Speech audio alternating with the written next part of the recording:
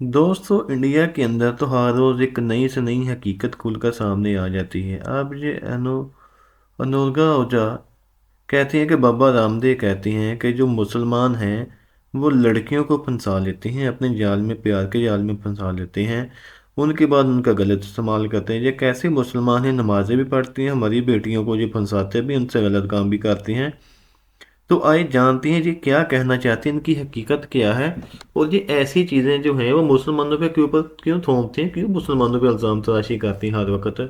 कोई ना कोई मौजू लेकर आ जाते हैं और सीधा आके मुसलमानों पे अटैक कर देते हैं। कभी कहते हैं कि मुसलमानों को हथियार के तौर पर इस्तेमाल करते हैं, मुसलमान जो है इस्लाम को वेपन के तौर पर इस्तेमाल करता है।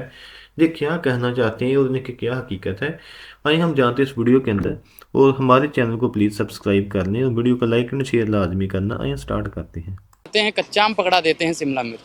ठीक उसी प्रकार बाबा रामदेव हैं। बाबा रामदेव को मुसलमानों से माफी मांगनी चाहिए, और कोई भी हो मुसलमानों से माफी मांगेंगे बिल्कुल बाबा बिल्कुल बिल्कुल। मैं कहता हूं कि मैं अगर कोई मौलाना सनातनियों का अपमान करता है तो उस मौलाना को हिंदुओं से माफी मांगनी चाहिए। कोई सिख का अपमान करता है तो उन लोगों को सिखों से माफी मांगनी चाहिए। कोई ईसाइयों को अपमान करता है तो उसको ईसाइयों से माफी मांगनी चाहिए। हाँ। बिल्कुल माफी मांगनी। अनुराग हिंदुओं का अपमान करता है, अनुराग माफी मांगेंगे। मैंने कौन से हिंदुओं का अपमान कर दिया? मैंने कौन से सनातन का अपमान कर दिया?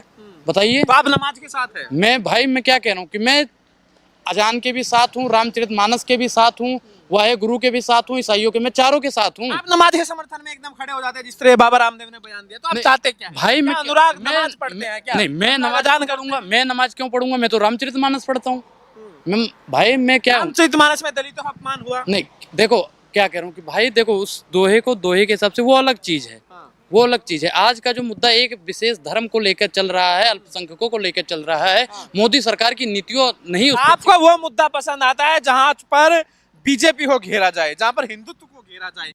जी नाज़रीन, इनका तो फ़लसफ़ा ही अलग से होता है। ये अब इनका कहना है कि अगर ये हिंदू गलती करता है तो उसको माफ़ी मांगनी चाहिए, मुसलमानों से माफ़ी मांगनी चाहिए। अगर मुसलमान गलती करता है तो उनको फिर हिंदुओं से माफ़ी मांगनी चाहिए।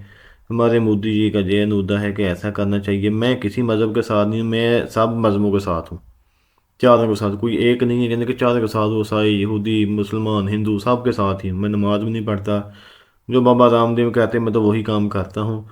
तो यार इनकी तो हकीकतें जो होती हैं वो तो सर के ऊपर से गुजर जाती हैं। जो कहना क्या चाहती हैं, जो इनका मौजू क्या होता है, वो जो टॉपिक भी इनकी समझ में नहीं आता, ना हमारी समझ में आता ये कहना क्या चाहते हैं। और ये कैसे ये मीडिया के ऊपर आकर ये अपनी चीज़ें वाज़ेह करने की कोशिश करती हैं। और ये सारी की सारी चीज़ें जो होती हैं जो मुसलमानों को गुमराह करने के लिए इस्तेमाल की जाती हैं। मुसलमानों के ख़िलाफ़ हर बंदा आजकल लगा हुआ है कि कहीं ना कहीं से मुसलमानों को नीचा दिखाया जाए, मुसलमानों के ख़िलाफ़ यह चीज़ की जाए। तो अल्लाह ताला यार इनको सही काम करने की तौफीक अता फरमाए। अगर जो मुसलमान हो जाए तो और भी ज़्यादा अच्छी बात है। तो काइंडली हमारे इस वीडियो को लाइक एंड शेयर लाजमी करना।